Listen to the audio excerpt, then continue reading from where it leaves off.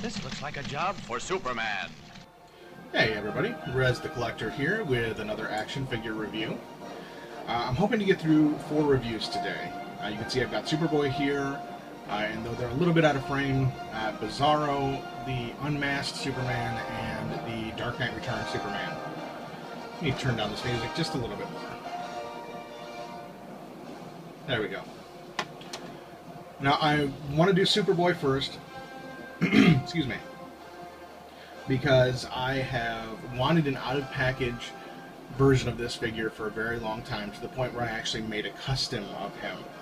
And of course, now having this in hand, it shows how terrible my custom was. So, let's go ahead and get started. Now, first thing we're going to do is we're going to take the figure off to the side here a little bit, and we're going to look at his packaging. Now, I of course have this figure mint in package, as you can see here. And the reason I'm showing you this first, this is Return of Superman Superboy, and this came out on April 14th in 2004. The reason I'm showing you this is because the loose figures I picked up, most of them were missing their accessories. So I wanted to get you a quick look at his accessories. One, of course, is the red stand that he's missing. Those are generally easy to pick up, though. I should either be able to pick one up either online or on eBay. Generally, I've seen a few lots of stands. The second thing that is missing will be a little bit harder, or a lot harder to find, are going to be his glasses. Now, I have seen at Comic-Con where there's boxes of accessories to dig through, so I may end up finding them. I don't know how much time I'm going to want to spend digging through a box of accessories looking for some glasses. But if I find there's so much stuff missing that it's going to make it worth my while to sit there and dig and try to find some of this stuff, I may do it. So there he is in package. Mint condition, of course, from 2004. Now let's go ahead and take a look at the loose version. Let's start with the head sculpt. Very nice head sculpt, very comic accurate. You can see here that he had gotten a haircut right after escaping from Candace, and had part of his head shaved. And he does have the earring as well. Which is one of the things that Lois Lane actually mentions, you know, that he has a pierced ear, and how did that happen and all of that.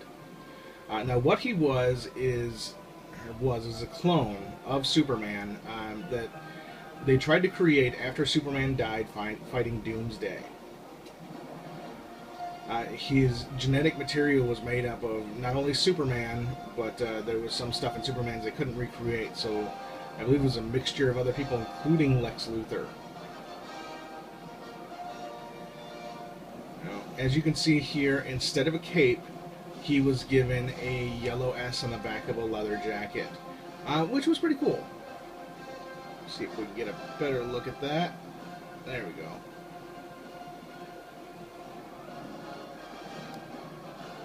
Now, I've wanted these figures, this entire set, since they came out. I remember when they were announced and the first pictures online, if I can get him to stand,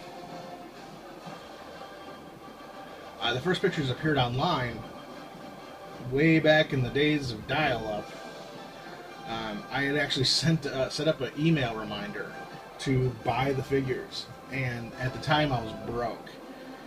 And I kept getting this email like every other day, and it just irritated the crap out of me because I didn't have the money to pick them up. There were 2 sets that came out during this time, about a year apart, and that's the Superman line, which had 6 figures, and then the Return, which had 4.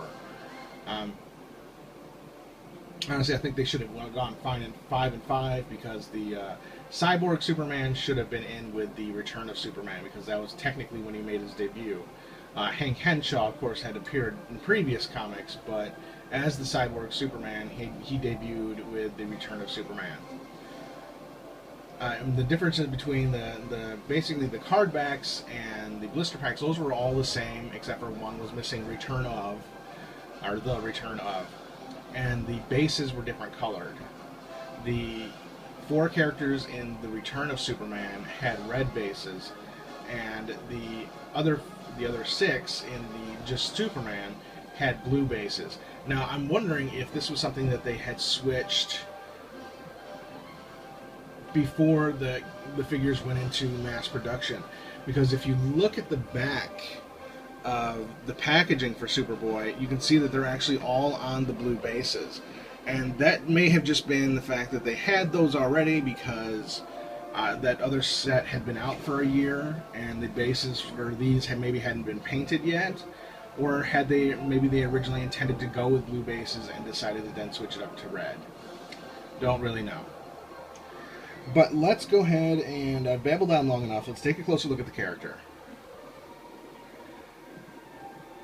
Now, he has standard for the era DC Direct articulation. He has very little range of movement up and down. He can go left and right, though. For arm,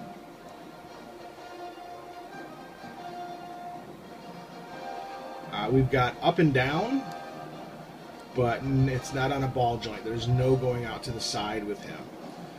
He does have bicep rotation, elbow, and hand. Now, again, par for the course for this era of DC Direct, he has no ab crunch and no ab swivel. For legs, he does have forward and back, a little bit farther back than forward.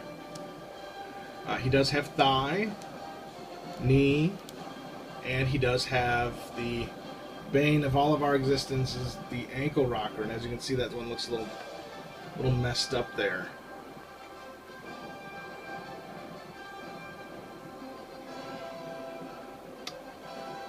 That's kind of unfortunate. I didn't notice that until now. But very cool figure overall. I've wanted a loose version of him forever.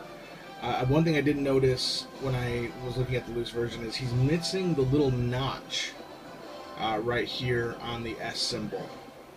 I don't know if the tooling equipment of the day, they didn't have anything that was fine enough to get in there and make that notch and then apply the paint app correctly. I mean, I really don't think it should have been an issue because most of the other characters have that notch. I think all the other characters have that notch. And it's not just this one. The one I have in the package is missing it as well. But I was ecstatic to get this guy in my collection. Like I said, I've wanted one forever, to the point where I have actually created a custom of this figure who will now be going to the wayside or maybe sold on eBay because I no longer need him now that I have him. But that is it. Just wouldn't be one of my reviews without one of these guys toppling over. That is going to go ahead and finish this review of the Superboy from the Return of Superman. This is, of course, Rez the Collector. If you're not a subscriber, please subscribe to the channel. I do action figure reviews as often as possible. I do have still quite a few reviews coming up. Not only Superman, but some of the other DC characters as well. Batman, Wonder Woman, various Flashes, and some of the lanterns, the red and orange lanterns, as well as other figures. So there's still quite a bit coming up just from my Christmas haul, and then of course anything new that I pick up. So please stay tuned, and as always I want to thank you for watching, and you have a very nice day.